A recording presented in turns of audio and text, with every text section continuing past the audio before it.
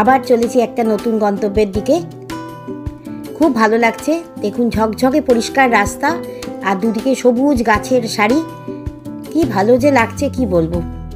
আর ছবিটা হয়তো ভালো বোঝা যাচ্ছে না, কিন্তু রাস্তা খুব ঢালু। মানে আমরা যাচ্ছি তো, নামার সময় খুব ভয় লাগছে, খুব ঢালু রাস্তা, মানে সাবধানে নামতে হচ্ছে বাইকটা চালিয়ে। দেখুন কি সুন্দর, শান্ত নিরিবিলি, আর লোক চলাচলও খুব কম, সুন্দর লাগছে। অনেকটা ওপর থেকে নামতে হচ্ছে, তাই জন্য সময়টা অনেকটা লাগছে, কিন্তু তাতে একটু আমাদের কষ্ট হচ্ছে না। মনে হচ্ছে যেন এই পথ শেষ যেন না হয়, যেন চলতেই থাকি। এত সুন্দর পরিবেশ, এত সুন্দর ওয়েদার আজকে, আর এত সুন্দর সবুজের সমারোহের মধ্যে দিয়ে যাচ্ছি, মনে হচ্ছে যেন চলতেই থাকি। ভীষণ ভালো লাগছে। শুনলাম এই জঙ্গলে নাকি সাপও আছে, অনেক বড় বড় নাকি সাপ আছে। মাঝে মাঝে নাকি রাস্তার উপরেও সেই সাপগুলো এসে শুয়ে থাকে, অনেকেই নাকি দেখেছে। এবার কোথায় যাওয়া যায় দেখা যাক। এখন আমরা অনেকটাই নামতে হবে, দুদিকে জঙ্গল, তার মাঝখান দিয়ে নামতে হচ্ছে। আজকে খুব গরমও আছে। দেখুন ছোট ছোট গাড়ি সব আসছে, ওপরে উঠে আসছে, যারা এখনো দেখেনি, ওপরে যায়নি। আর আমাদের তো দেখার পালা সাঙ্গ, আমরা এখন আস্তে আস্তে নামছি। এখানে মাঝে মাঝে দেখুন চায়ের দোকান বা ছোট ছোট রেস্টুরেন্টের মতো রয়েছে। এখানে কিছুক্ষণ বিশ্রাম নিয়ে লোকে উঠছে বা নামছে। যেরকম ঢালু দুই দিকটা খাদের মতো, প্রচুর গাছ, প্রচুর সবুজের সমারোহ। থাইল্যান্ডে আসার পর থেকে দেখছি যে এখানকার মানুষজন খুব ভালো, খুব মিশুকে। আমরা যেখানে গেছি, ধরুন ফুকেট বলুন, পাটায়া বলুন, ব্যাংকক বলুন, বা যার যেখানে গেছি, প্রত্যেকটা জায়গায় আমরা মানুষজনের বন্ধুত্বপূর্ণ ব্যবহার পেয়েছি। তারা খুব আপ্যায়িত করেছে আমাদের। আর তাছাড়া পরিবেশও তো বলার মতো নয়, খুব ভালো। মানে এখানে প্রত্যেকটা জায়গায় দ্রষ্টব্য স্থান। মানে আপনি রাস্তা দিয়ে যদি যান, সেখানেও দুদিকটা দেখলেই আপনার মন ভরে যাবে, সময় কেটে যাবে। প্রত্যেকটা জায়গা অপূর্ব। আর থাই ফুডের কথা তো না বললেই নয়, সেটা তো সারা পৃথিবীতে বিখ্যাত। আর এখানকার অথেন্টিক থাই ফুড, তার টেস্ট তো তুলনাহীন। আর এখানকার যে স্ট্রিট ফুডগুলো আছে, বিভিন্ন রকম স্ট্রিট ফুড, সেইগুলোও খুব ভালো খেতে, এবং একটু আমাদের মানে টেস্ট বার্ডের থেকে একটু আলাদা, কিন্তু খুবই ভালো খেতে। আমরা তো অনেক খেয়েছি এবং এনজয়ও করেছি, খুব ভালো লেগেছে। তারপর এখানে বিভিন্ন ফলের যে ফ্রুট জুসগুলো পাওয়া যায়, সেগুলোও খুব ভালো। আর এখানকার ফলগুলোও কিন্তু খুব বড় বড়, আর সাইজটাও একটু আমাদের যে ফল পাওয়া যায় তার থেকে বড়, আর টেস্টও খুব ভালো। আমরা এখানকার খাবার খুব ভালো এনজয় করছি আর ঘুরছি। যেমন পরিবেশ, তেমন মানুষজন, তেমন খাওয়া দাওয়া, আর কি চাই। একটা জায়গা ঘুরতে এলে এর থেকে বড় পাওনা আর কি বা হতে পারে। চলুন আপনারাও আমাদের সঙ্গে ঘুরুন, দেখবেন আপনাদেরও ভালো লাগবে।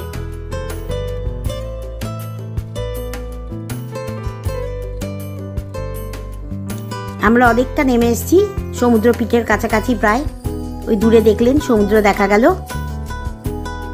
এইবার আমরা একটা বিচে যাব, মোটামুটি কয়েকটি বিচে ঘুরবো। এই দেখুন বিচে চলে এসেছি। দেখেছেন কি পরিষ্কার, দূর থেকেই দেখা যাচ্ছে। মানে জলের রঙগুলোর পার্থক্য আপনারা ভালো বুঝতে পারবেন। এই ছোট ছোট ইয়টগুলো বসে দাঁড়িয়ে আছে, এগুলো ভেতরে বিভিন্ন জায়গায় নিয়ে যায় ঘুরতে। এখানে আমরা খানিকক্ষণ এখন দাঁড়াবো, একটুখানি ছবি তুলবো, একটু এনজয় করব, তারপর আবার রওনা দেব।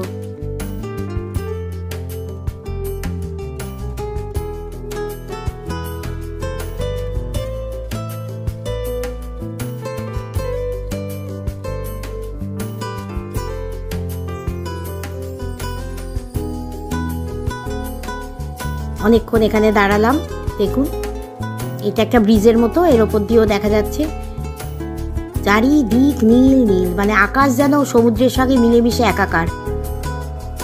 এখানে আমরা এখন লাঞ্চ সেরে নেব। আমরা এখানে থাই খাবারই খেয়েছিলাম লাঞ্চে, আর ভীষণ ভালো ছিল টেস্ট। এটা একটা রোড সাইড ধাবা মতো টাইপের, সেখানেই আমরা আমাদের লাঞ্চ করেছিলাম। আর এখানে একটা টিলা মতো আছে সামনেই, সেখানে একটা ধর্মীয় স্থান আছে একদম ওপরে, আর নিচটা একটু পার্কের মতো করা আছে।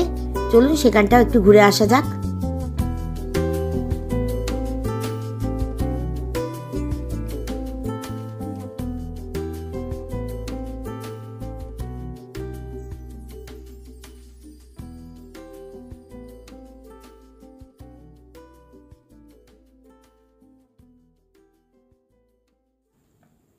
কি সুন্দর জায়গাটা দেখুন।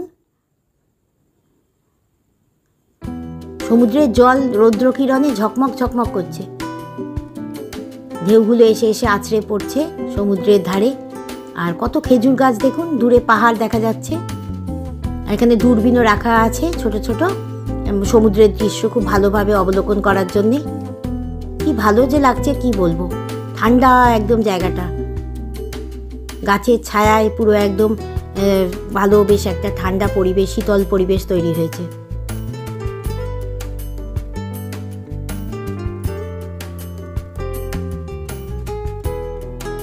ওই যে সিঁড়ি দেখছেন, ওই সিঁড়ি দিয়ে উপরে উঠলে ওই ধর্মীয় স্থানে যাওয়া যায়।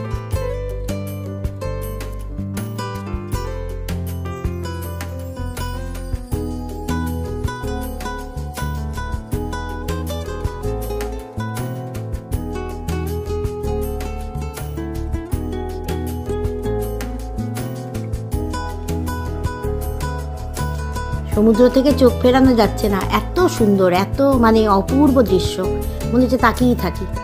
চলুন এবার ওপরে ওঠা যাক।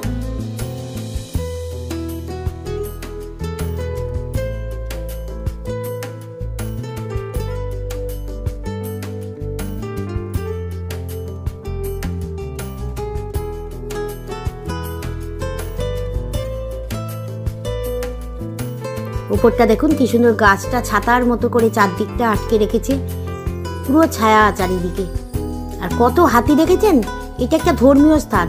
থাইল্যান্ডে এমনি হাতিকে পবিত্র বলে ধরা হয়, গণ্য করা হয়। সেখানে এখানে যারা মানত করে যান, একটা ওনাদেরই একটা ধর্মীয় স্থান ওদের। তা সেখানে হাতি ওরা যে যেমন সামর্থ্য সেই অনুযায়ী সেই সাইজের হাতি সব রেখে যায়। দেখুন কত কত শয় শয় হাতি, ছোট্ট থেকে বড় বড় হাতিও রয়েছে এখানে। হাতির মূর্তি দিয়ে সব এখানে মানত পূরণ করে যান। উপর থেকে কি সুন্দর লাগছে দেখুন, কোনটা আকাশ কোনটা সমুদ্র বোঝা যাচ্ছে না, এত নীল। দেখেছেন কত হাতি, ছোট্ট ছোট্ট হাতির থেকে বড় বড় হাতি, সব বিভিন্ন কালার, বিভিন্ন মানে সাইজের সব হাতি, যার যার মানত পূরণ হয়ে যাওয়ার পর এখানে দিয়ে যায়।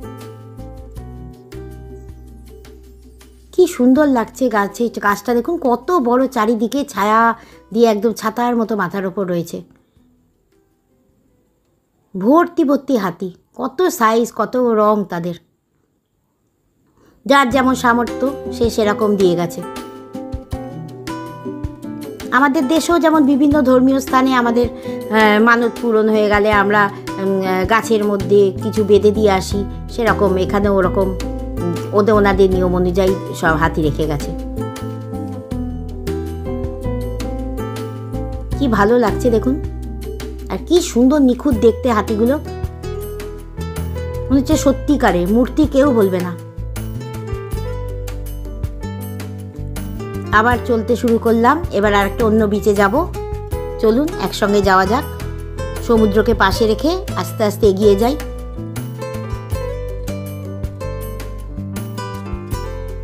এখানে দেখুন আরেকটি অন্য একটা বিচ, এখানে ছোট ছোট এরকম অনেক বিচ রয়েছে।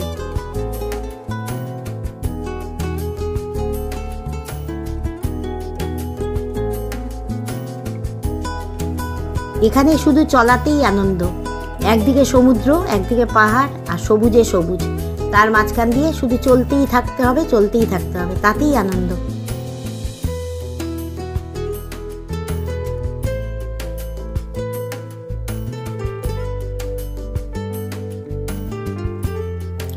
এখানে সমুদ্রের ধারে প্রচুর বিচ রয়েছে, তার মধ্যে পাটং বিচটা একটুখানি মানে বিখ্যাত আর কি বলা চলে। ওখানে লোক সমাগম অনেক বেশি হয়।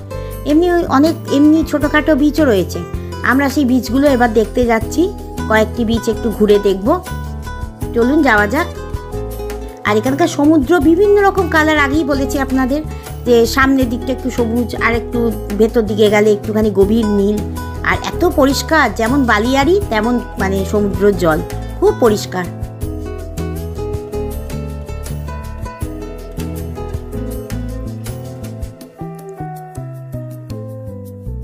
আমরা এবার অন্য বিচের দিকেই যাব, তবে ভিডিওটা বড় হয়ে যাবে তো, তাই নেক্সট যে এপিসোডটা আসবে তাতে আপনারা সেইটা দেখতে পাবেন।